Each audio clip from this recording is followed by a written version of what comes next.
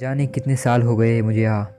मैं तो अब ये भी नहीं जानता कि आजकल के ट्रेनर्स कैसे हैं, उनके पोकेमॉन्स कैसे हैं।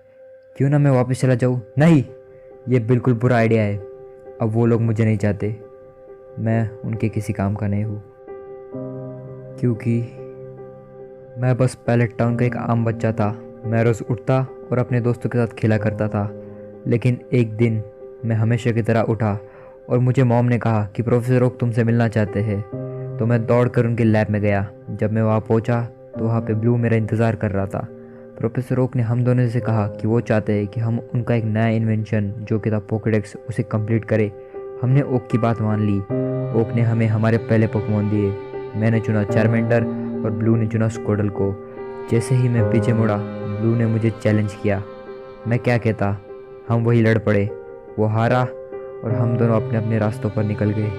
यूटर सिटी तक पहुंचते पहुंचते मैंने काफ़ी सारे पोकेमॉन पकड़ लिए थे। मैंने ब्रॉक को हराया और अपना पहला पोकेमॉन पैच जीता। मेरे अंदर एक अलग सा ही जोश, एक अलग सा ऑरा दौड़ने लगा था। मुझे ये फीलिंग पसंद थी और ये फीलिंग धीरे धीरे मुझ पर हावी होने लगी थी। लेकिन उस समय मैं ये नहीं जानता था। मैंने अपना सफ़र जारी रखा और मैं बिल नाम के एक बंदे से मिला। बिल ने मुझे एक टिकट दी SSN की। मैं उस शिप पर पहुंचा और मैंने ब्लू को देखा। उसे देखकर मुझे थोड़ा शॉक लगा, लेकिन ब्लू ने मुझे फिर से चैलेंज किया। बैटल के दौरान मुझे फिर से वो ऑरा महसूस हो रहा था और वो मुझे बहुत पसंद था।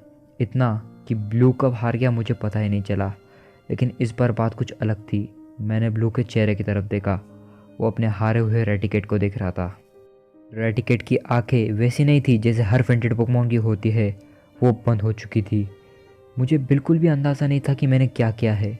ब्लू ने तुरंत अपने रेटिकेट को अपने पोकेबॉल में बुलाया और वो नज़दीकी पोकेमॉन सेंटर की तरफ दौड़ा। उसके बाद मैं रॉक टाउन से होते हुए सीधा लैवेंडर टाउन पहुंचा और पोकेमॉन टावर गया वहाँ के पोकेमॉन्स को मेरी श्रद्धांजलि देने। और तभी मैंने उसे देखा, ब्लू। वो एक कब्र के पास खड़ा था। उसके आंखों में आंसू थे, लेकिन मुझे देखते ही वो आंसू वाले आंखें गुस्से से भर गए। उसने मुझसे पूछा, क्या तुम्हें पता है किसी पोकेमॉन को खोने पर कैसा लगता है? और तब मुझे अपनी गलती का एहसास हुआ। मैं उसके लिए कुछ भी नहीं कर सकता था। उसे मुझसे बदला चाहिए था। वो मुझे हर हालत में हारा हुआ देखना चाहता था, लेकिन वो ऐसा नहीं कर पा रहा था। उसने बहुत कोशिश की, लेकिन वो मुझे नहीं हरा पा रहा था। जितने बार भी हम मिलते, उसकी आंखों में मुझे मेरे लिए गुस्सा और नफ़रत दिखती थी, इतनी कि मैं बता भी नहीं सकता। ये बात मेरे दिल में बैठ गई थी।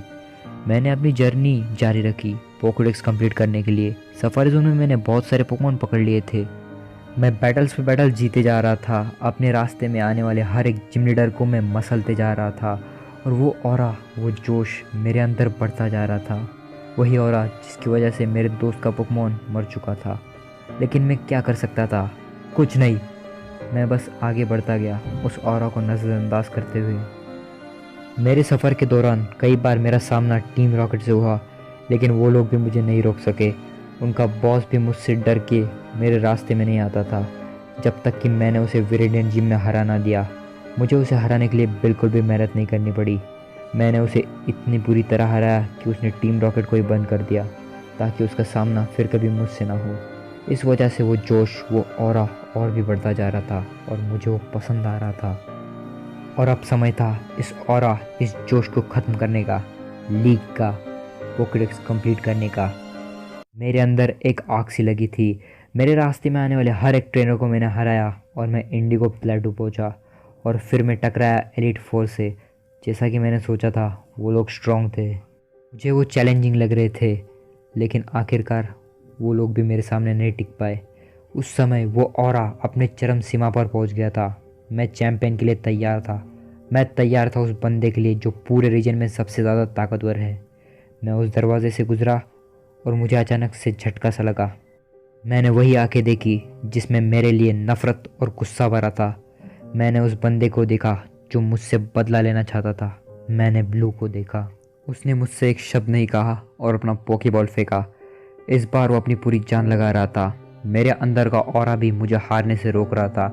जिस तरह वो लड़ रहा था, मुझे लगा इस बार तो वो मुझे हरा ही देगा। लेकिन तभी उसका आखिरी पोकेमॉन गिर गया। उसके आंखों में मुझे हार दिख रही थी।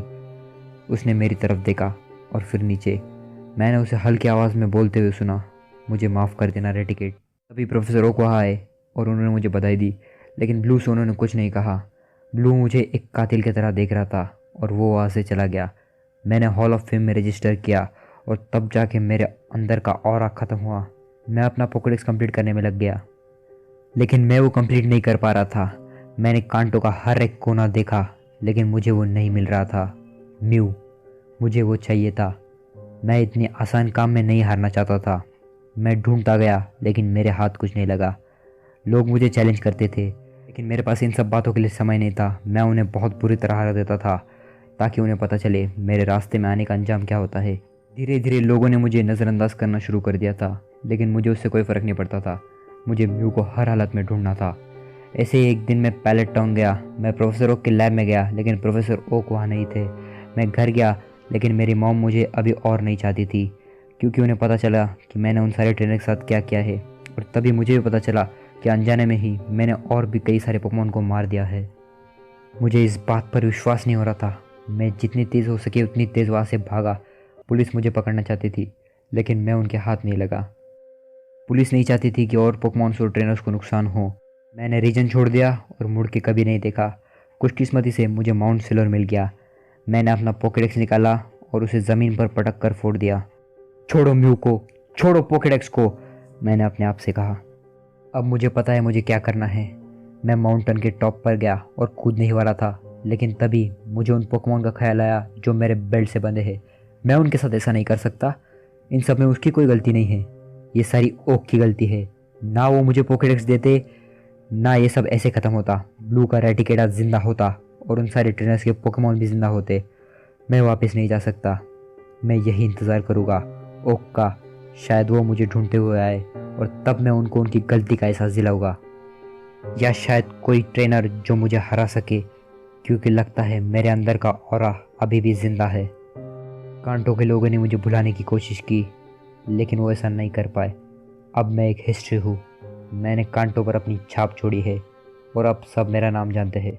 मैं हूँ रेड, दुनिया का सबसे ताकतवर पोकेमॉन ट्रेनर। अगर तुम मुझे ढूंढ सकते हो तो आओ और मुझसे लड़ो, क्योंकि यही चीज़ मुझे यहाँ से कूदने से रोके रखती है।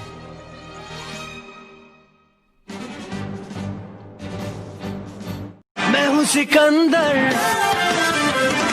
मन के अंदर है भरोसा, सदा मुझको राह दिखाता, जो मेरे दिलो जान में है, मुझे लक्ष्य तक पहुंचाता है। मजा आएगा, खेलो बेहतरीन दाव, शुरुआत से पहले फिसल के गिर जाओ। मैं हूँ सिकंदर, पोकेमॉन।